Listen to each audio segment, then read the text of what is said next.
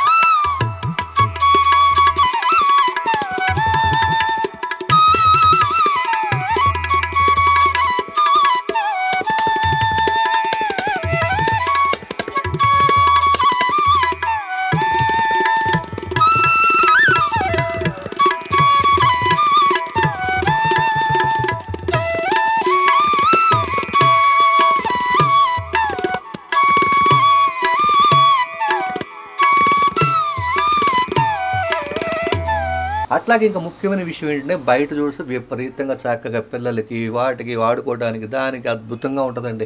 ఫ్యామిలీతో సహా వెళ్ళినా ఫ్రెండ్స్ తోటి వెళ్ళినా సరే ఒక మధురమైన అనుభూతి, ఒక ఆధ్యాత్మికమైన అనుభూతి, ఒక పర్యాటకమైన అనుభూతి, అన్ని రకాల అనుభూతిని చెందుతారండి. బెల్లపు లడ్డు మాత్రం సూపర్గా ఉంటుందండి. ఖచ్చితంగా మీరు మిస్ చేయకుండా బెల్లపు లడ్డు టేస్ట్ని మాత్రం చూడండి. అట్లాగే రిటర్న్లో వచ్చేటప్పుడు లోపల క్యాంటీన్ కూడా ఉంది. క్యాంటీన్లో రకరకాల ఫుడ్స్ అన్నీ A to Z అనమాట, కుమ్మేయటమే అనమాట. చూడండి, సెల్ఫీ సెక్షన్ ఉందండి. ఈ సెల్ఫీ సెక్షన్లో హ్యాపీగా ఫోటోలు తీసుకోవచ్చు. చూడండి, 2 రకాలు ఉంటాయండి సెల్ఫీ. 2 రకాలు తీసుకుంటే ఎంత బాగుంటుందో చూడండి.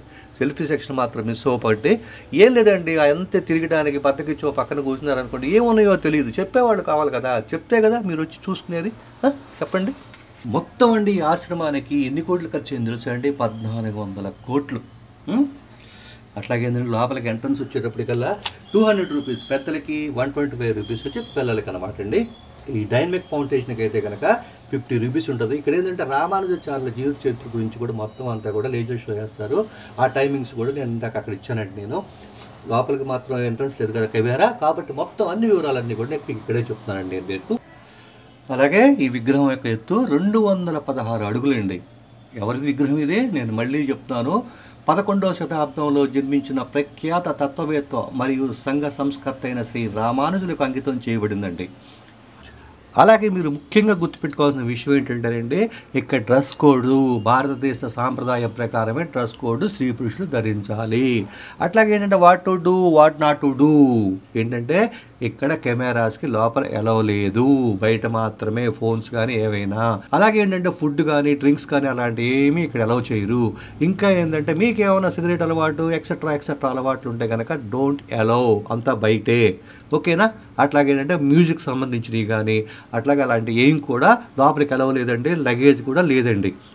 అలాగే ఏంటంటే ఇక్కడ ఫెసిలిటీస్ అండి. ఫెసిలిటీస్ వచ్చేటప్పటికి టాయిలెట్స్ ఉన్నాయి, కార్ పార్కింగ్ ఉంది, లిఫ్ట్ ఉంది, వీల్ చైర్స్ ఉంది, క్లోక్ రూమ్స్ ఉన్నాయి, ఫుట్వేర్ కౌంటర్స్ ఉన్నాయి, మొబైల్ ఫోన్ సెంటర్స్ కూడా ఉన్నాయండి. అట్లాగే అద్భుతమైన క్యాంటీన్ ఉందండి. మీకు A to Z మామూలుగా ఉండదు క్యాంటీన్లో, బీభత్సమైన ఫుడ్ అనమాట అండి. అలాగే చిన్నపిల్లలు ఆడుకోవడానికి కానీ అట్లాంటివన్నీ ఉన్నాయి. చూడండి, అక్కడ సపరేట్గా ఉంటుందండి కొబ్బరి బొండాలకు సంబంధించిన కానీ ఇట్లాంటివన్నీ కూడా. ఏందో కొబ్బరి బొండాలు కొద్దిగా మంచి పెడితే బాగుండేది. ఇలాంటి ప్లేస్లో అక్కడ ఆయుర్వేద సంబంధించిన కూడా అనేకం అమ్ముతారండి. నేనైతే ఒకటి కొన్నానండి, అది చాలా బాగా పనిచేసిందండి.